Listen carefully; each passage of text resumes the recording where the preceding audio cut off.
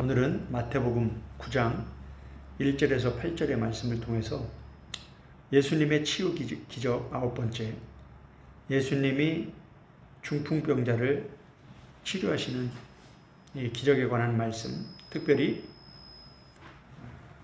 죄사함의 권세에 관한 말씀을 함께 나누고자 합니다. 예수님의 제자 사도 마태, 세리였던 이 마태도 베드로나 요한처럼, 안드레나 야고보처럼 그물과 배를 다 버리고 예수님을 따랐던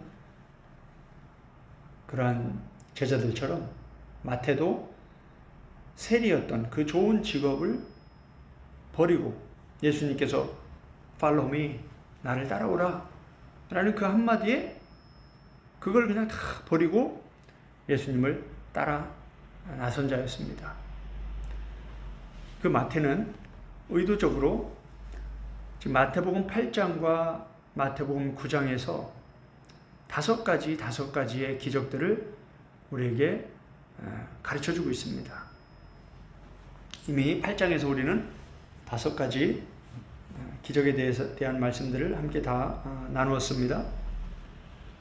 주보에 보면 요 8장의 다섯 가지 기적, 9장의 다섯 가지 기적, 이 내용들을 다 정리해 놓았습니다. 오늘은 9장의 다섯 가지 기적 중에 첫 번째 기적인 중풍병자 치유에 관한 말씀입니다. 지금까지 우리가 예수님께서 치료하시는 그러한 기적들에 관한 말씀들을 쭉 공부해 오면서 예수님은 우리의 믿음에 초점을 맞추셨다라는 걸 우리가 볼 수 있었습니다. 그런데 오늘은 마태가 좀 더 특별한 내용을 기록을 하고 있습니다. 그 내용들을 강조하기 위해서 다른 마가복음이나 누가복음에도 이 중풍병자를 치료하는 내용들이 기록이 되어 있는데 다른 내용들을 많이 생략을 하고 이 마태는 이 죄사함의 권세에 관한 내용에 많이 초점을 맞추고 있고 많은 분량을 기록하고 있는 것을 우리가 보게 됩니다. 오늘 본문의 구조를 보면 여전히 키아즘 구조로 명확하게 이렇게 잘 정리가 되어 있는 것을 보게 됩니다. 주보에 보면 A, B, C, D, C-, B-, A- 이렇게 해서 계속 짝을 이루어서 처음과 끝, 두 번째와 세 번째, 그리고 가운데 D가 중심이 됩니다. 그래서 1절을 보면 예수님이 이동하십니다. 예수님께서 배를 타시고 그 가다라 지방에서 귀신 들린 자 둘, 그 돼지떼에게 귀신이 들어갔던 그 사건, 그 귀신 들린 자를 치료하시고 배를 타시고 다시 저 북쪽 갈릴리 지역 가버나움, 예수님께서 주로 사역하셨던 그 가버나움으로 다시 올라가십니다. 그런데 8절에 보면 무리가 반응을 합니다. 무리가 예수님의 사역에 대해서 두려워하며 하나님께 영광을 돌렸다라고 이렇게 기록을 하고 있습니다. 1절, 8절이 짝을 이루고 있고 2절에 보면 중풍병자가 누운 상태에 있습니다. 그 사람들이 그 누워있는 중풍병자를 예수님께 데려옵니다. 근데 7절에 보면 중풍병자가 그 누워있던 중풍병자가 혼자 일어납니다. 그리고 집으로 돌아갑니다. 2절에 보면 2절 후반부에 예수님이 중풍병자의 죄를 사하십니다. 6절에 보면 예수님이 중풍병자를 치료하십니다. 이제 D가 이제 가운데에 해당하는 건데 3절에서 6절의 내용입니다. 이 마태는 이 부분을 지금 강조하고 있는 겁니다. 서기관들이 예수님이 내가 죄사함을 받았다라고 말하니까 불끈합니다. 그러면서 하나님만이 죄를 사할 수 있는데 저 사람이, 저 젊은이가 누구길래 죄를 사한다라는 저런 엄청난 말을 하는가. 그러면서 이거는 하나님을 모독하는 것이다. 그러면서 예수님이 그러한 서기관들에게 내가 죄를 사하는 권세가 있다라는 걸 너에게 알게 하려고 한다 하면서 이 죄사함에 관해서 예수님이 말씀하시는 것을 이 마태는 강조하면서 그 부분을 가장 가운데 기록하면서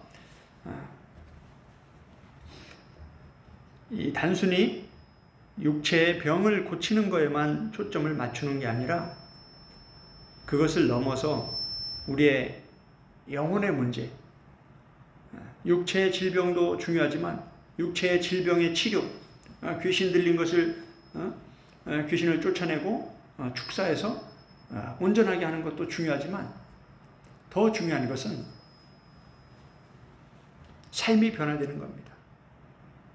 우리가 진짜 죄사함을 받고 그 죄사함의 은혜, 그 구원의 은혜를 감격하면서 기뻐하면서 남은 삶을 아낌없이 주님께 드릴 수 있는 그러한 헌신된 삶, 하나님과 예수님과 성령님을 주인으로 모시고 남은 삶을 말씀에 합당하게 하나님의 뜻을 이루어가는 그러한 삶. 귀신 들렸다가 나음을 받은 마리아가 남은 삶을 온전히 예수님께 드린 것처럼 예수님께서 부활하시자마자 제일 먼저 만난 사람이 그 마리아예요. 귀신 들렸다가 치료받은 회복된 그 마리아. 장모의 베드로의 장모도 마찬가지죠. 병을 치료받고 그냥 끝나는 게 아닙니다. 치료받고 나서 그 장모가 예수님을 수종들더라. 이 말이 굉장히 중요한 말입니다. 많은 사람들이 병을 알면서 하나님께 기도하고 또 막 새벽 기도도 나가고 우리 기도원에도 다니고 하면서 치료를 받습니다. 왜? 예수님은 치료하길 원하시는 분이에요. 치료해 주길 원하시는 분이에요. 우리가 치료받길 원하시는 분이에요. 누구든지 예수님께 나와서 기도하면 치료해 주신다는 거죠. 근데 문제는 치료받고 나서 우리가 어떻게 사느냐, 그게 중요한 겁니다. 여전히 치료받고 나서 내 중심적으로 나를 위해서 땅의 모든 것을 초점을 맞추고 살아간다면 아무 의미가 없는 겁니다. 심지어 바울은 어땠습니까? 바울이 많은 사람들을 위해서 기도할 때 많은 사람들이 치료를 받았습니다. 그런데 바울 자체는 자기가 질병을 앓고 있었어요. 하나님, 내가 많은 사람들을 위해서 기도하면 많은 사람들을 치료해 주시는데 왜 난 치료 안 해 주십니까? 부끄럽습니다. 나도 좀 건강하게 치료 좀 해주세요. 하나님 뭐라고 말씀하시니? 네 은혜가 족하다. 네가 너무 자고하지 않게 하기 위해서 내가 그 질병을 준 거다. 너는 그냥 그 질병을 안고 살면서 감사하면서 살아라. 이거 바울이 어때요? 병이 치료가 안 되는데도 감사하면서 그 병을 안고 살면서도 세계 선교에 열정적으로 헌신하며 살았다는 거예요. 누구보다 더 기뻐하고 감사하면서 복음을 위해서, 예수 그리스도의 몸된 교회를 위해서, 세계 선교를 위해서 가장 열정적으로 앞장서서 헌신한 사람이 바울이라는 겁니다. 그래서 우리는 성경을 전체적으로 봐야 합니다. 너무 부분적인 거에만 초점을 맞추고 너무 그쪽에만 강조를 하게 되면 하나님의 뜻과 다른 하나님의 뜻에서 벗어난 하나님이 정말 강조하고 싶은 그 핵심을 놓치고 자꾸 지엽적인 거에 초점을 맞추게 됩니다. 우리가 성경을 전체적으로 보기 위해서는 바르게 영적으로 성장해 가야 됩니다. 왜냐하면 성경은 저세 말씀에서부터 단단한 밥의 말씀, 어린아이들이 먹는 초보적인 말씀에서부터 청년들, 그 다음에 장년들이 먹을 수 있는 그러한 영적 성장의 단계에 맞는 말씀들이 다 있기 때문에 우리가 영적 어린아이 상태에 머물러 있게 되면 결코 성경을 전체적으로 볼 수 없습니다. 늘 초보적이고 부분적인 말씀 편식의 문제에서 벗어날 수 없습니다.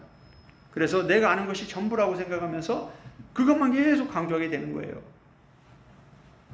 우리가 지금 계속해서 예수님이 십자가에 못 박혀 죽으시고 부활하시고 승천하시는 그 놀라운 예수님의 사역의 핵심, 그 십자가 사역을 감당하기 전에 예수님이 행하셨던 세 가지 사역, 티칭, 프리칭, 힐링. 이 힐링 속에는 모든 병을 고치시고 모든 귀신을 쫓아내시는 이 두 가지 내용이 다 포함되어 있다고 말씀을 드렸습니다. 그래서 예수님께서 십자가에 못 박히시기 전에 행하신 이 놀라운 기적들을 통해서 예수님 자신이 누구이신지를 계속 드러내고 계시고, 또한 예수님은 다른 서기관들 또는 바리새인들처럼 말씀만 가르치고 설교만 하신 게 아니라 힐링하셨다. 실제적으로 병든 자를 고치시고 귀신 들린 자를 쫓아내셨다라는 거예요. 이런 기적들을 통해서 예수님이 누구이시며 예수님의 말씀에 권세가 있음을 드러내셨다라는 겁니다. 오늘도 이 본문의 내용을 조금 더 구체적으로 살펴보면서 그 핵심이 무엇인지 다시 함께 나누고자 합니다. 예수님께서 가다라 지방에서 그 군대 귀신 들렸던 그 사람들을 치료하시고 이제 다시 배를 타시고 갈릴리 호수를 통해서 저 위에 북쪽에 가버나움 쪽으로 이동을 하셨습니다. 가버나움에 오자마자 침상에 누운 병자가 있습니다. 침상에 누워있는 이 병자, 이 중풍병으로 침상에 누워있는 이 병자는 자기 스스로 아무것도 할 수가 없습니다.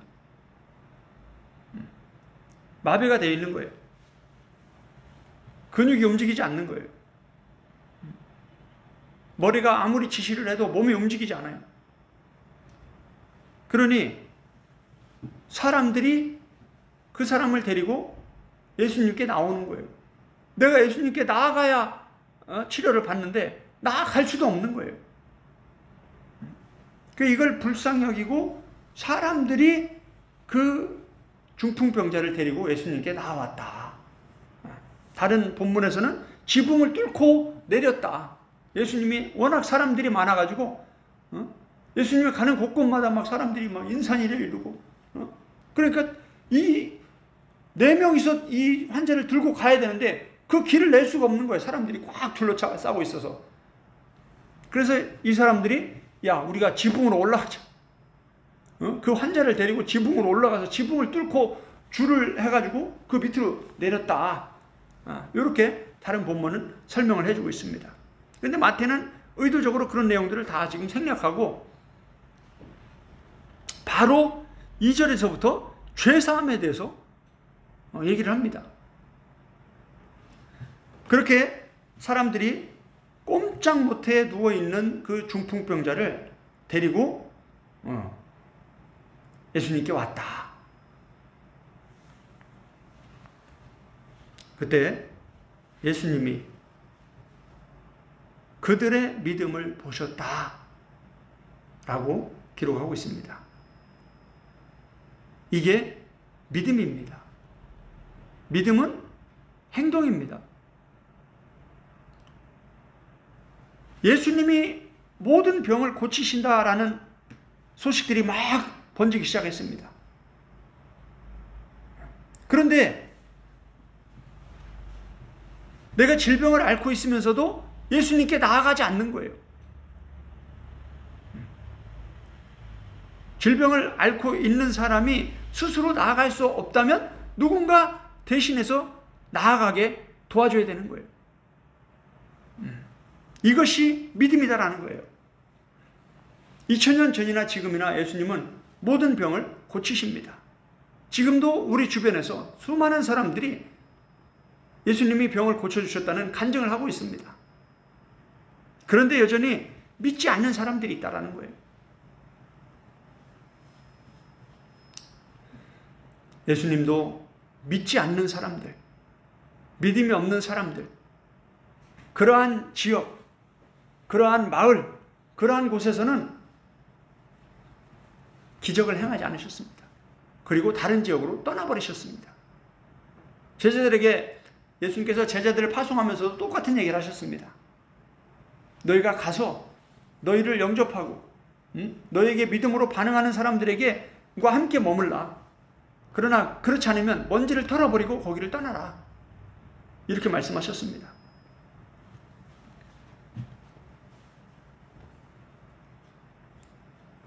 예수님은 그들의 믿음을 보셨습니다. 그리고 곧바로 이렇게 중풍병자에게 말씀하십니다. 작은 자야, 소자야, 안심하라. 내 죄사함을 받았느니라. 갑자기 중풍병 걸려서 누워있는 환자에게 이 육체의 치료에 관한 말씀을 하는 게 아니라 죄사함을 받았다라고 말씀하시는 거예요. 어떻게 보면 좀 생뚱맞은 말씀이죠. 지금 계속 이 예수님의 치유 기적에 관한 말씀을 들어보면 그 병을 치료하는 것에 계속 초점을 맞추셨는데 오늘은 병을 치료하는 거에는 관한 말씀은 하나도 안 하시고 죄사함을 받았다라고 말씀을 합니다. 그러면서 곧바로 3절에서 이 마태는 어떤 서기관들에 대해서 초점을 맞춰서 이제 기록하기 시작합니다. 어떤 서기관들이 이르되, 어떤 서기관들이 이제 말합니다. 그런데 이 말하는 게 겉으로 드러나게 말로 하는 게 아니라 속으로 말하는 거예요. 어떤 서기관들이 속으로 이르되 이 사람이, 이 예수가 신성을 모독하도다.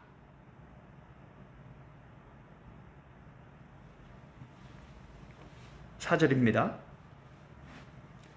예수께서 그 생각을 아시고, 할렐루야. 예수님은 사람들의 행동을 통해서 겉으로 드러나는 행동을 보시고 그들의 믿음을 아시는 거예요. 그들의 믿음이 어떤 상태인지 아시는 거예요. 그리고 아무 말도 안 하고 있는데 무슨 생각을 하는지 그 생각까지 아시는 거예요, 예수님은.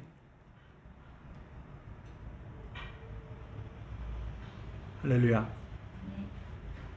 예수님은 겉으로 드러나는, 보여지는 비지블 월드, 눈에 보이는 세계와 인비지블 월드, 보이지 않는 세계까지 예수님은 다 보고 계시고 다 아신다 이거예요. 그 마음과 생각이 중요하다. 하나님은, 사람들은 외모를 보지만 하나님은 무엇을 보신다? 중심을 보신다. 우리의 마음을 보시고 우리의 생각을 보신다. 우리의 의도. 우리가 무언가를 말하고 무언가를 행동할 때 그 속에는 마음의 생각과 의도가 있다는 거예요. 하나님은 그 보이지 않는 마음의 생각까지 다 읽으신다.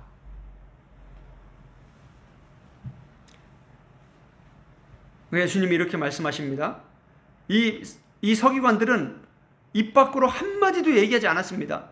그런데 예수님이 그 생각을 다 읽으셨습니다. 이미 마음속으로 저 젊은이 저거 미친 거 아니야? 저 젊은이 저거 누군데 감히 죄사함을 받았다라는, 이런 하나님만이 할 수 있는 저런 말을 해? 이런 생각을 한 거예요, 마음속에. 그때 예수님이 그들을 향해서 이렇게 말씀하십니다. 너희가 어찌하여 마음에 악한 생각을 하느냐? 깜짝 놀랐을 겁니다. 내 죄사함을 받았느니라 하는 말과 일어나 걸어가라 하는 말 중에 어느 것이 쉽겠느냐. 그러나 인자가 세상에서 죄를 사하는 권능이 있는 줄을 너희로 알게 하려 하노라.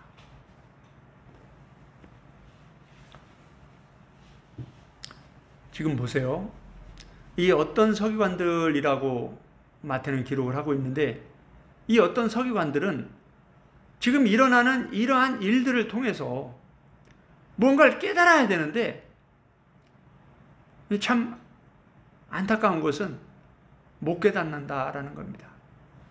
우리 마태복음 1장부터 28장 전체 이 구조를 보면 마태복음 13장의 7가지 천국 비유의 말씀들이 이 마태복음 전체의 핵심입니다. 이 천국 비유의 말씀을 예수님이 말씀을 하시면서 7가지 천국 비유 중에서 가장 예수님이 강조하는 내용은 이 천국의 복음을 비유로 말씀하는 이 말씀을 깨닫느냐 못 깨닫느냐, 이게 천국과 지옥을 가른다라고 말씀하십니다.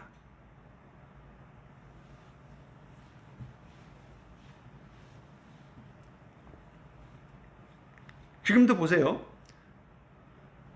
많은 사람들이 겉으로 드러나는 것들에 대해서 병 고침을 받고 귀신이 쫓겨나가고, 이게 다 겉으로 드러나는 겁니다. 다 볼 수 있는 거예요.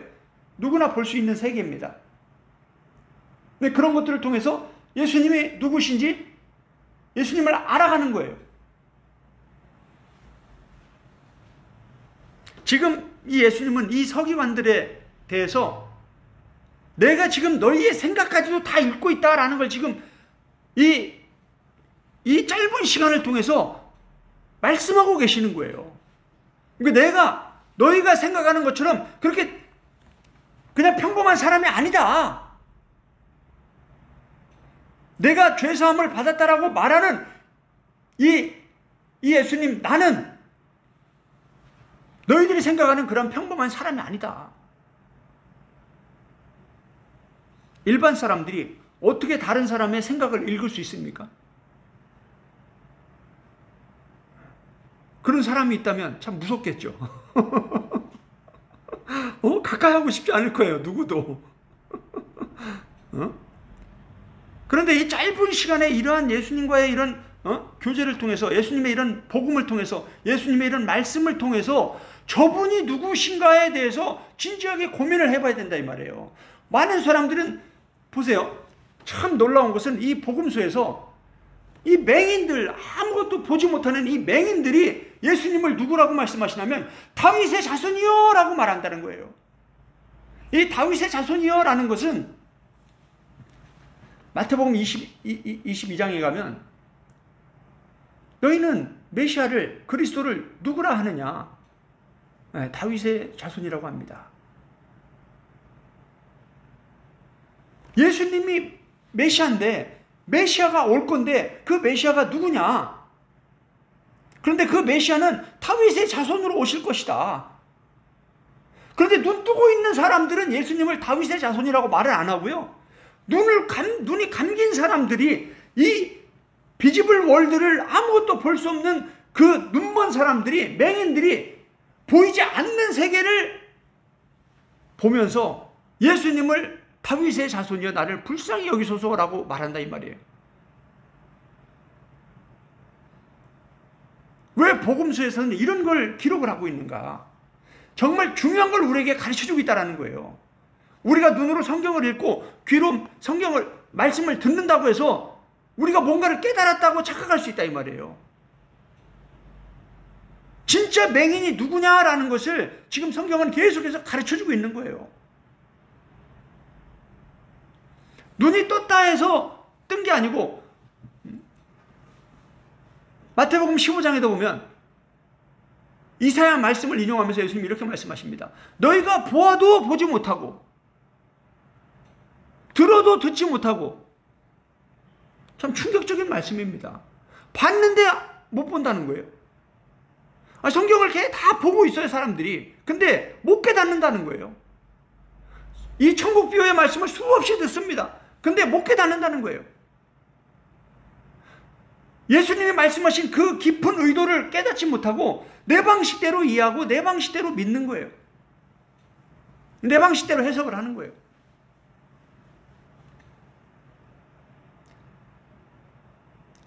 이 복음서를 우리가 깊이 공부하게 되면 정말 탁살이 돌 때가 많습니다. 깜짝깜짝 놀라는 거예요. 그동안 내가 수없이 이 마태복음, 마가복음, 누가복음, 요한복음, 이 수많은 기적들, 수많은 천국 비유의 말씀들 수없이 듣고 읽고 배우고 또 가르치고 설교하고 했는데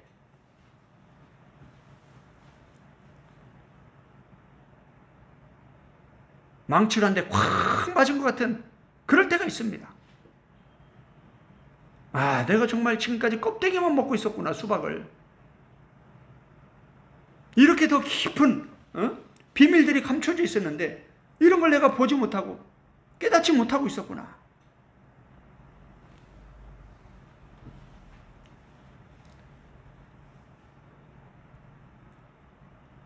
지금 이 서기관들이 바로 그런 상태입니다. 이 바리새인들이 지금 그런 상태입니다.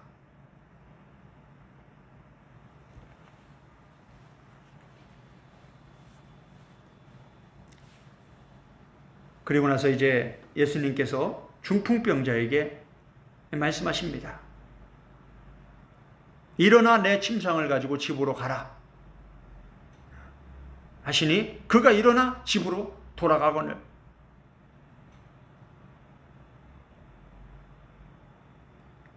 성경은 그냥 단순하게 이렇게 맹맹하게 그냥 기록을 해놨지만 실제 그 현장 속으로 들어가면 얼마나 놀랄 일입니까 이게. 그죠? 얼마나 오랫동안 이 환자가 누워있었는지는 모릅니다.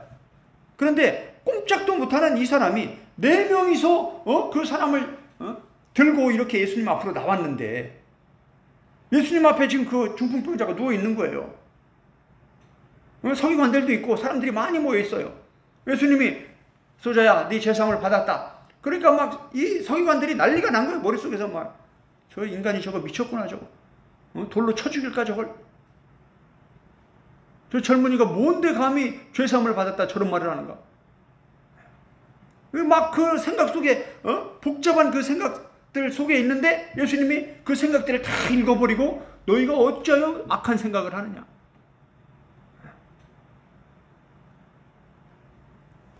이 악하다는 단어는 포네로스인데 이 포네로스는 창세기 2장에서 나오는 라라는 단어, 토부와 라, 선과 악, 이 선악을 알게 하는 나무의 그 선악, 그 악의 그 라와 같은 단어입니다.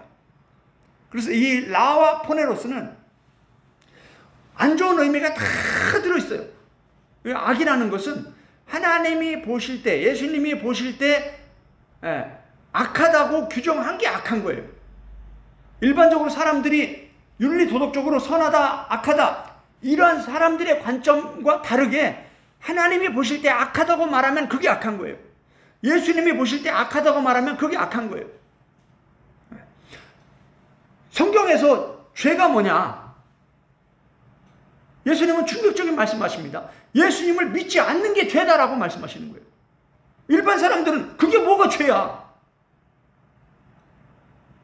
사람들이 만들어 놓은 법을 어길 때 그게 죄지.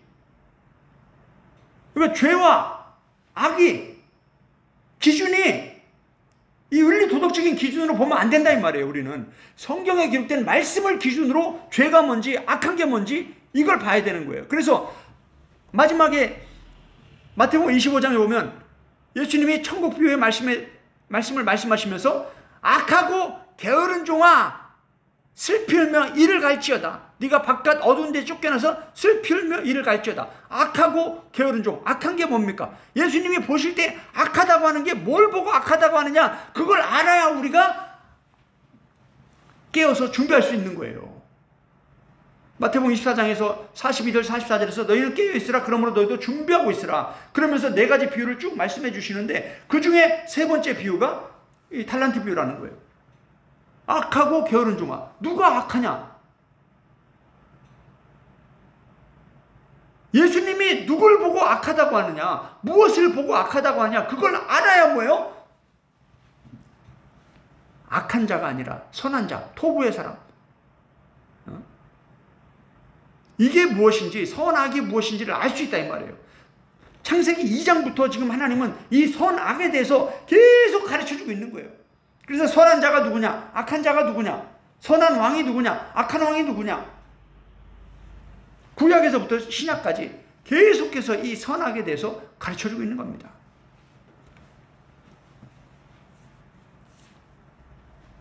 무리가 이 광경을 보고 두려워합니다.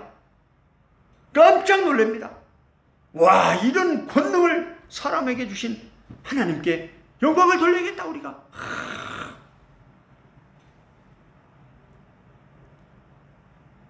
이러고 본문은 끝이 납니다.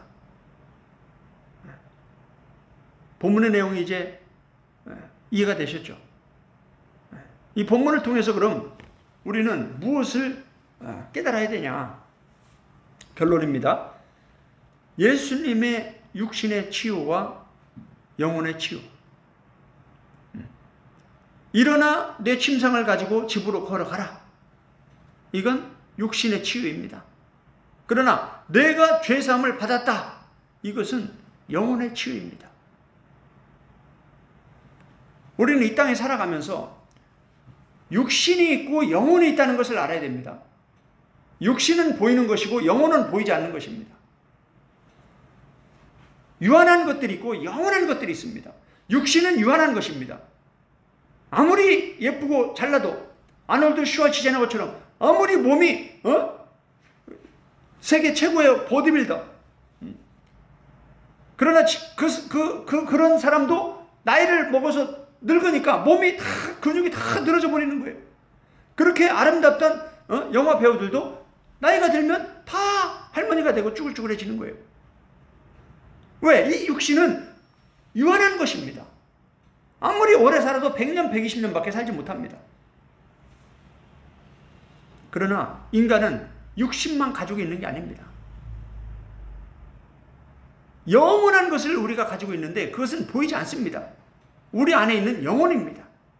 창세기 3장에 보면 하나님이 사람을 만드시고 그 입에 호흡을 불어넣었다 할 때 그 호흡이 하고 호흡을 불어넣을 때 그게 루아흐입니다. 그게 영혼입니다. 흙으로 사람의 몸을 만들고 그 흙의 코에다가 대고 후 하고 불어넣을 때 영혼이 들어가서 그 사람이 생명이 되었다라고 성경은 가르쳐주고 있습니다. 그래서 사람은 겉으로 보이는 이 육신이 있고 보이지 않는 육신 안에 있는 영혼이 있다는 겁니다. 그런데 많은 사람들이 눈에 보이는 이 육신의 중요성만 알고 눈에 보이지 않는 영혼의 중요성을 모른다 이거예요. 이 사복음서에서도 계속 예수님께서 이 육신을 치료하고 귀신 들린 자를 쫓아내면서 이 눈에 보이는 이 육적인 치료를 하시지만 그게 다가 아니라는 거예요. 그러한 치료를 통해서 결국은 영혼을 구원하기를 원하신다는 거예요. 영혼의 문제, 죄 문제, 영생의 문제, 구원의 문제를 다루기를 원하신다는 거예요. 전도서 12장 7절을 보겠습니다.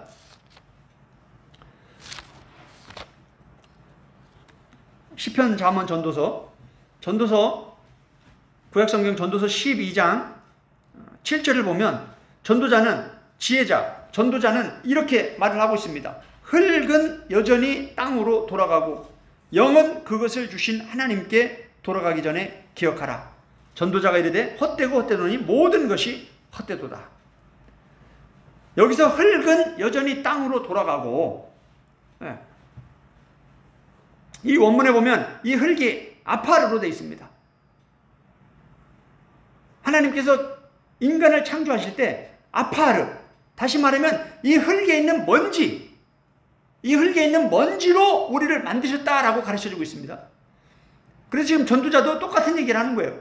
이 흙은, 흙으로 만들어진 우리의 몸은, 이 육신은 다시 그 흙으로 돌아간다. 그 아래 그 땅으로 돌아간다. 그 땅에 있던 그 먼지로 우리 육신을 만들었는데 사람이 죽으면 어디로 갑니까? 다 다시 흙으로 갑니다. 아무리 유명한 사람이라도, 아무리 큰 사람이라도 미국의 대통령이라도 죽으면 다 흙으로 돌아갑니다. 가난한 자든 부자든 잘난 사람이든 못난 사람이든 모든 사람은 다 다시 죽게 되면 흙으로 돌아가게 됩니다. 기독교인이든 힌두교인이든 불교인이든 이슬람교인이든 모든 사람은 다시 다 흙으로 돌아갑니다. 왜 그러냐? 하나님이 그렇게 만드셨기 때문에. 이건 절대 진리입니다. 어느 종교든 어느 누구든 부인할 수 없는 절대 진리입니다.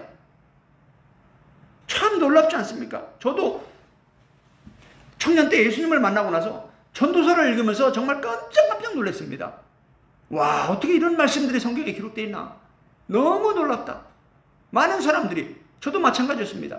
내가 어디서 와서 무엇을 하다가 어디로 가는 존재인가? 도대체 나는 누구인가?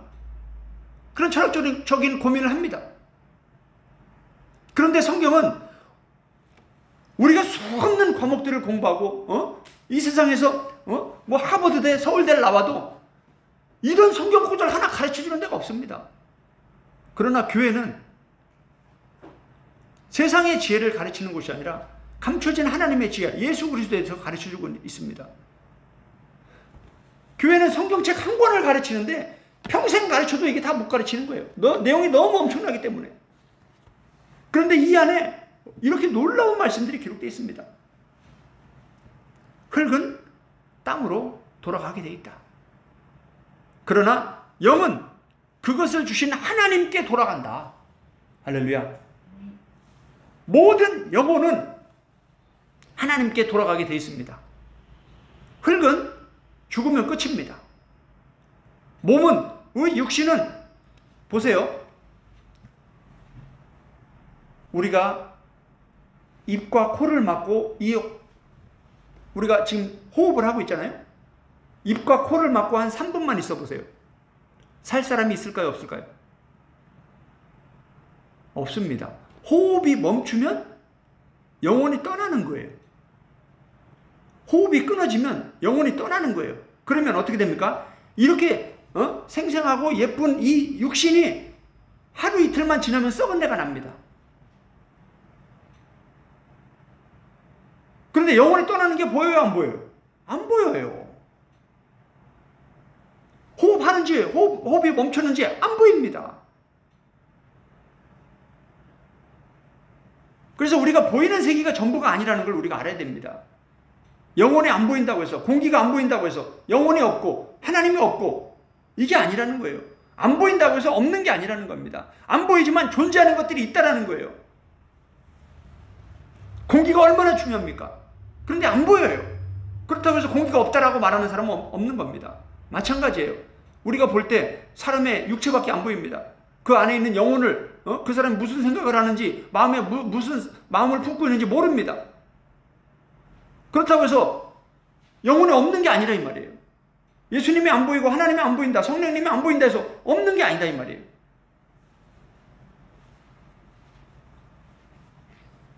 이 루하흐가, 이 영은 그것을 주신 하나님께 돌아간다라는 그 영이라는 게 바로 루하흐입니다.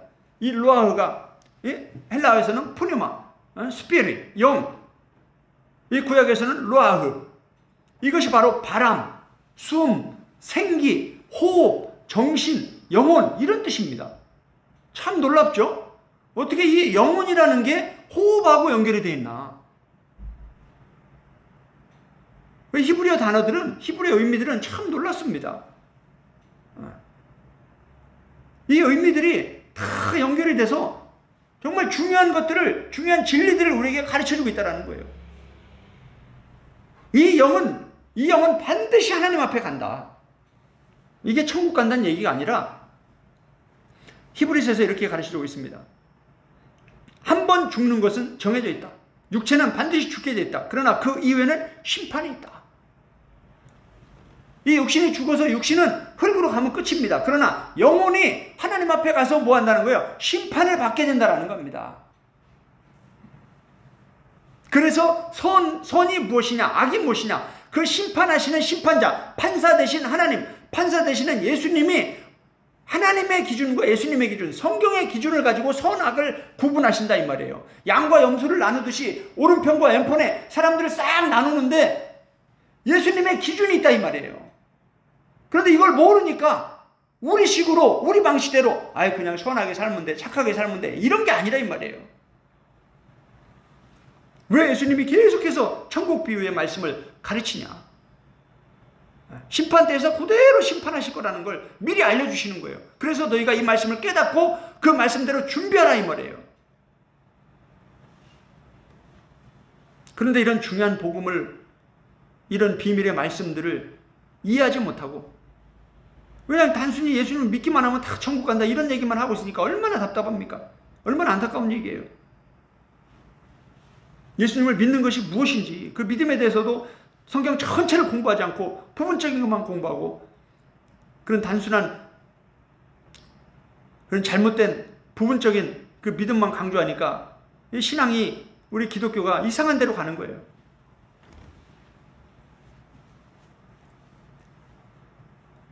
히브리서 9장 27절에는 한 번 죽는 것은 정해진 것이다. 그러나 그 후에는 반드시 심판이 있다 라고 가르쳐주고 있고, 9장 22절에도 피 흘림이 없으면 죄사함이 없다 라고 가르쳐주고 있습니다. 이 죄사함이라는 것은 정말 중요한 문제입니다. 영혼이 죄를 사함받고 구원을 받는 것, 영생을 얻는 것, 천국에 들어가는 것은 반드시 이 죄사함을 받아야 되는 겁니다. 그래서 구약에서는 이 죄사함을 위해서 짐승의 피를 통해서 죄를 사함을 받는 그러한 피제사, 짐승의 피의 제사를 통해서 죄사함을 받았습니다. 그래서 성전이 필요했고 제사장이 필요했던 겁니다. 그러나 예수님이 오셔서 한 번의 마지막 제사, 그리스도는 죄를 위하여 한 영원한 제사를 드리셨다라고 히브리서 10장 12절에서 가르쳐주고 있습니다. 그래서 예수님이 십자가에 피 흘리시는, 예수님이 어린 양이 되셔서 예수님이 직접 자기의 살과 피를 다 내어주시면서 십자가에 죽으신 목적은, 그게 예수님이 드리는 마지막 짐승의 제사, 마지막 어린 양의 제사, 마지막 피의 제사였다라는 거예요. 그래서 이제 더 이상 피의 제사가 필요 없다, 더 이상 짐승의 제사가 필요 없다. 그래서 성전이 파괴가 된 겁니다. 그런데 지금 이스라엘에서는 제3성전, 다시 우리가 성전을 지어야 된다 이러고 있다 이 말이에요. 끊임없이 이 바리새인들, 이 유대인들, 이 서기관들은 이 복음을 깨닫지 못하고 끊임없이 자기들 고집대로 자기들 원하는 일들을 하려고 하는 겁니다. 참 놀랍죠?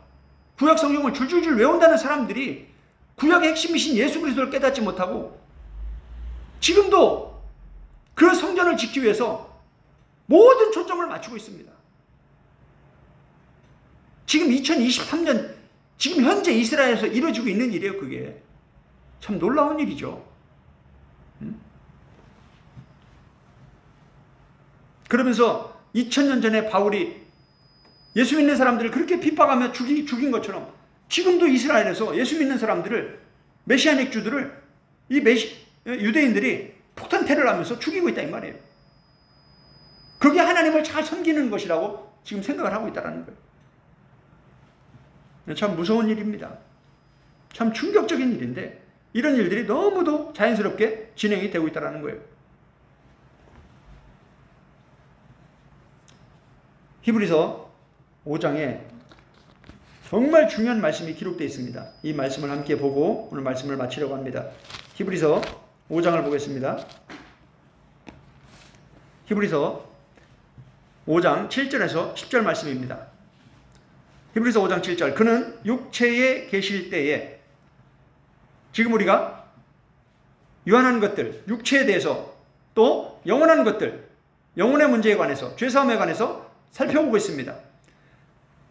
히브리서 5장 7절에서는 예수님이 육체에 계실 때 어떻게 하셨냐를 가르쳐주고 있습니다. 그는 육체에 계실 때에 자기를 죽음에서 능히 구원하실 이에게, 누구에게? 자기를 죽음에서 능히 구원하실 하나님 아버지에게 어떻게 했다? 심한 고통과 눈물로 간구와 소원을 올려드렸다. 다시 말하면 예수님은 육체에 계실 때 자기의 이 죽음의 문제, 죽음에서 자기를 구원하실 그 아버지 하나님에게 심한 고통과 눈물로 간구와 소원을 올려드렸다. 간절히 하나님께 기도했다라는 거예요. 할렐루야. 사람들이 하나님이 다 아신다, 기도 안 해도 하나님은 다 아신다, 이런 얘기를 합니다. 뭘 기도해야 될지 모르기 때문에 그러는 거예요. 예수님은 하나님의 아들이심에도 불구하고 고통과 눈물로 간구와 소원을 올려드렸다라고 가르쳐주고 있습니다.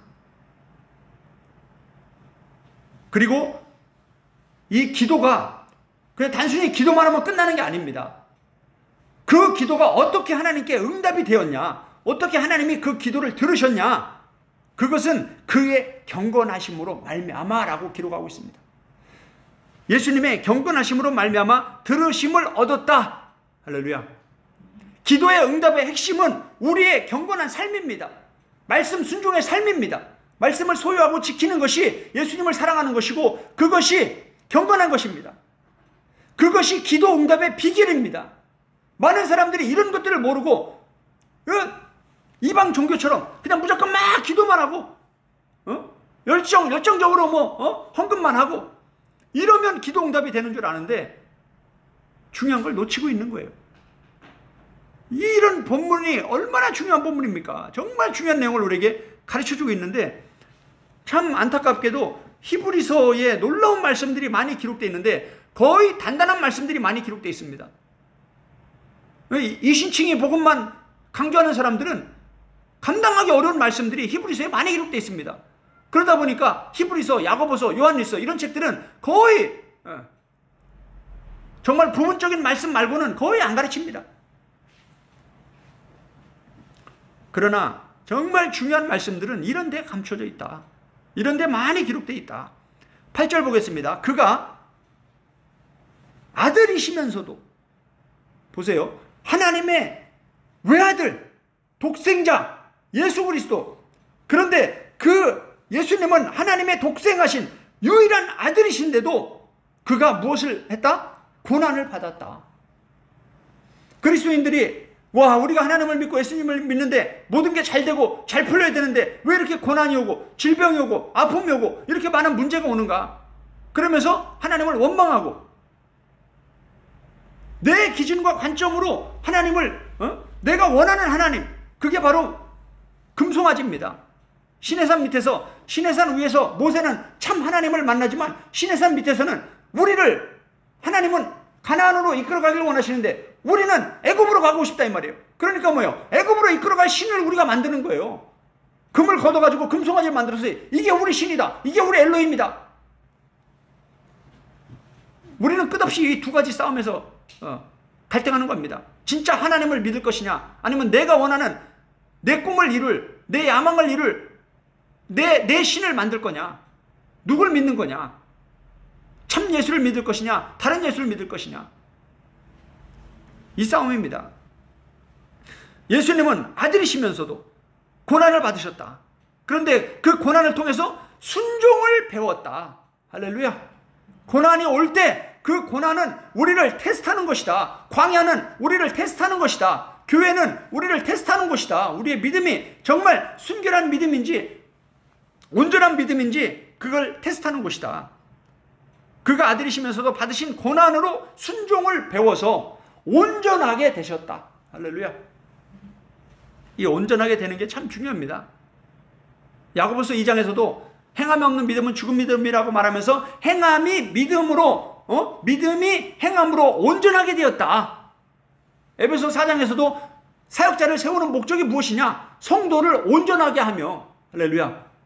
내가 온전하니 너희도 온전하라. 그러나 고난이 왔을 때 우리는 뭐예요? 왜 고난이 오는지 깨닫지 못하고 그 고난에서 다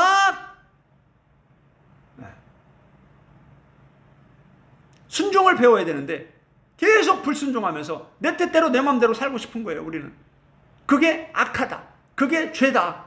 성경은 이렇게 가르쳐주고 있습니다. 그래서 뭐예요? 심판대 앞에서 심판을 받는 거예요.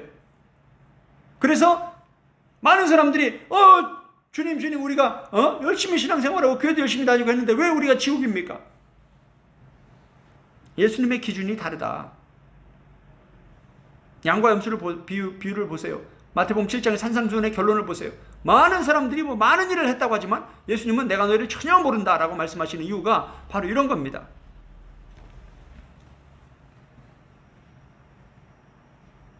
왜 예수님이 하나님의 아들이시면서도 왜 이렇게 철저히 기도하셨고 철저히 말씀에 순종하는 이러한 삶을 살았는가?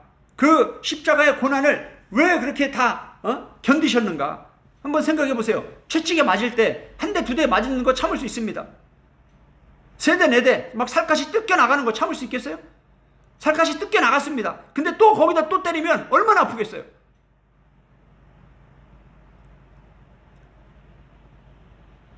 그 고난에 순종한다는 건 쉬운 게 아닙니다.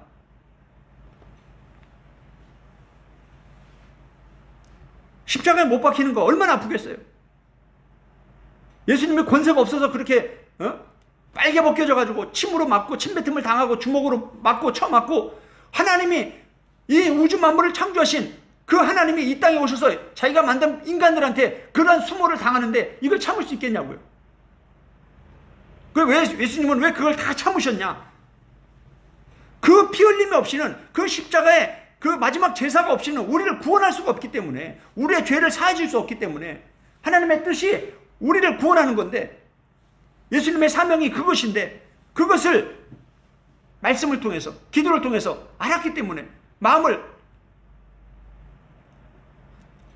단단히 하면서 땀방울이 핏방울 떨어지시 기도하면서 깃세마네에서 이 잔을 내게서 옮겨 주옵소서. 다만 내 뜻대로 마시고 아버지 뜻대로 하옵소서. 아버지 뜻이면 내가 순종하겠습니다.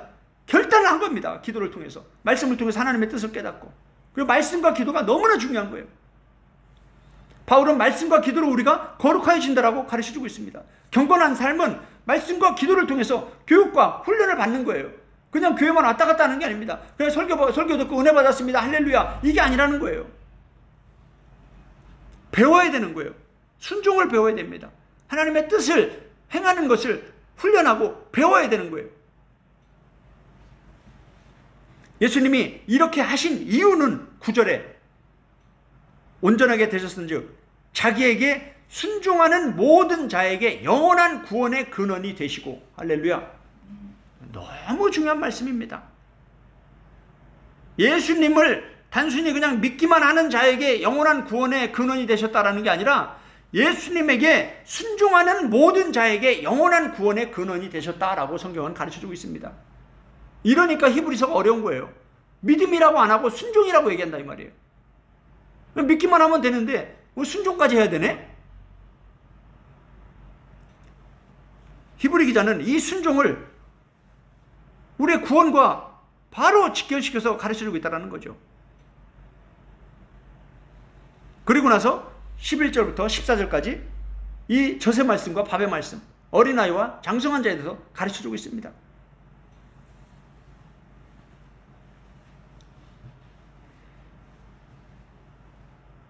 디모전서 6장 3절에도 보면 예수 그리스도의 말씀과 경건에 관한 교훈에 관해서 바울은 가르쳐주고 있습니다. 디모전서 4장 5절에서 말씀과 기도로 우리가 거룩해진다라고 말하면서 예수 그리스도의 말씀만 가르친 게 아니라 경건에 관한 교훈을 가르쳤다 이 말이에요. 디모데전서 6장 3절 중요하니까 한번 보겠습니다. 바로 앞에 디모데전서 6장 3절 누구든지 다른 교훈을 하며 바른 말 곧 우리 주 예수 그리스도의 말씀과 경건에 관한 교훈을 따르지 아니하면 그는 교만하여 아무것도 알지 못하고 변론과 언쟁을 좋아하는 자니 이로써 투기와 분쟁과 비방과 악한 생각이 나며 마음이 부패해지고 진리를 잃어버려 경건을 이익의 방도로 생각하는 자들의 다툼이 일어나는지라. 그러나 자족하는 마음이 있으면 경건은 큰 유익이 되느니라. 할렐루야. 여기 보면 바울이 예수 그리스도의 말씀만 가르친 게 아니라 경건에 관한 교훈을 가르쳤다라는 거예요. 예수 그리스도의 말씀에는 이 경건에 관한 교훈이 있는데 이 예수 그리스도의 말씀과 경건에 관한 교훈을 따르지 아니하면 이건 뭐다? 아무것도 모르는 거다. 진리를 잃어버리는 자다. 이렇게 중요한 말씀들을 가르쳐주고 있는데도 계속 초보적인 저세 말씀 성경 구절 몇 구절만 가지고 이게 구원이다 이렇게 말하고 있으면 참 답답한 거예요. 베드로가 이 모든 말씀들을 한마디로 딱 요약을 해서 정리를 잘 해줬습니다. 베드로 전서 2장 20절을 보겠습니다. 죄가 있어 매를 맞고 참으면 무슨 칭찬이 있으리요. 그러나 선을 행함으로 고난을 받고 참으면 이는 하나님 앞에 아름다우니라. 보세요. 지금 똑같은 얘기를 하고 있죠. 히브리서 기자나 베드로나 야고보나 요한이나 바울이나 예수님이나 지금 똑같은 얘기를 하고 있습니다. 베드로전서 2장 21절입니다. 이를 위하여 너희가 부르심을 받았나니 성도로 부르심을 받은 자들, 하나님이 우리를 성도로 부르셨는데 왜 우리를 성도로 부르셨냐? 하나님이 왜 우리를 부르셨냐? 왜 예수 그리스도의 몸된 지체로 부르셨냐? 이는 그리스도도 너희를 위하여 고난을 받으사 너희에게 본을 끼쳐 그 발자취를 그 자취를 따라오게 하려 하셨느니라. 할렐루야. 예수님이 하나님의 아들인데 왜 고난을 받으셨냐? 그 고난을 받으신 이유는 우리에게 본을 끼쳐서 우리로 하여금 그 자취를 따라오게 하려고 하셨다. 할렐루야. 그래 우리도 뭐예요? 예수님처럼 기도하고 예수님처럼 말씀으로 무장돼서 하나님의 뜻을 이루어가야 된다는 거예요. 고난 중에서 순종하는 걸 배워야 된다 이 말이에요. 그래서 하나님의 뜻을 온전히 다 이루어야 된다. 예수님은 다 이루셨습니다. 예수님이 하셔야 할 그 사명을 다 이루셨습니다. 그 나머지 사명들은 이제 우리에게 맡겨주셨는데 우리가 그걸 이루어가야 되는데 예수님이 다 이루셨으니까 우리는 할 게 없다 이렇게 성경을 해석하면 엉뚱한 데로 가는 거예요. 답답한 얘기를 하고 있는 거예요. 우리가 해야 될 일들은 예수님이 다 우리에게 명령하셨습니다. 마태복음 28장에서 내가 너에게 명령한 이 모든 말씀을 가르쳐 지키게 하라. 이건 우리가 해야 되는 거예요. 우리가 할 일이 지금 얼마나 많습니까? 그래서 철저한 교육과 훈련, 말씀과 기도가 너무나 중요한 겁니다. 오늘 이 마태복음 9장 1절에서 8절까지 이 본문을 통해서 마태는 단순히 병을 고치고 귀신을 쫓아내고 이 겉으로 드러나는 육적인 치유가 전부가 아니다. 눈에 보이지 않는 영혼의 문제, 이 영원한 문제, 이 문제가 복음의 핵심이다라고 가르쳐주고 있는 겁니다. 이 시간에 함께 기도하기 원합니다.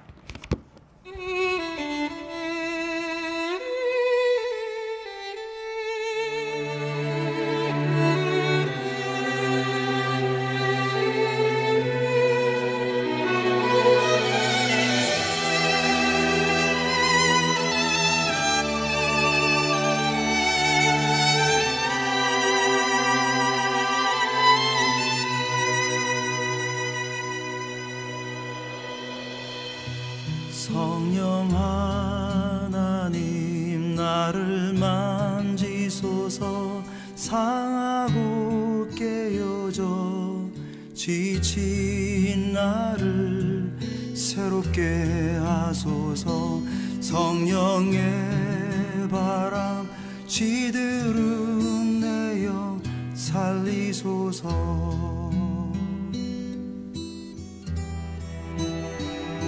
성령 하나님 이 땅 고치소서.